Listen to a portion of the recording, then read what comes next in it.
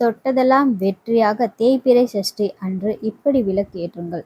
சஷ்டியில் இருந்தால் அகப்பையில் குழந்தை பாக்கியம் கிடைக்கும் என்பது முருகப்பெருமானுக்குரிய சஷ்டி விரதத்தின் பெருமையை போற்றுவதற்காக சொல்லப்படும் பழமொழி ஆகும். திதிகளில் 6வது திதியாக வரும் சஷ்டி முருகனுக்குரியது ஆகும்.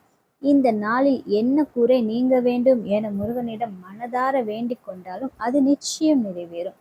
வெற்றி மேல் வெற்றி கிடைக்க சஷ்டி என்று முருகனிடம் இவ்வாறு வேண்டிக் கொள்ள வேண்டும் என்பதை நாம் இங்கு பார்க்கலாம். பூஜை அறையில் முருகன் படம் அல்லது விக்கிரகத்தை எடுத்து சுத்தம் செய்து அலங்கரித்து வைத்துக் கொள்ளுங்கள்.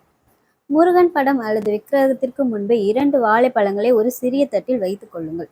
அந்த வாழைப்பழத்தின் மத்தியில் சிறியதாக குழி போன்று ஏற்படுத்தி அதில் சிறிதளவு நெய் விட்டு திரி போட்டு தீபம் ஏற்றுங்கள்.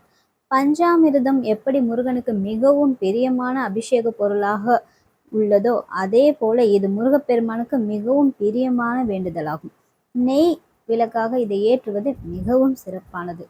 இந்த வாழைப்பழ தீபத்தை செவ்வாய்க்கிழமையிலும் கூட ஏற்றலாம்.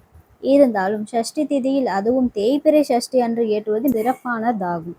இந்த விளக்கை ஏற்றி வைத்து ஏதாவது ஒரு கோரிக்கையை முருகனிடம் முன்வைத்து மனதார வேண்டிக் கொள்ளுங்கள். அடுத்து வரும் சஷ்டி திதி அன்று இதே போல் விளக்கேற்றி மற்றொரு வேண்டுதலை வைக்கலாம்.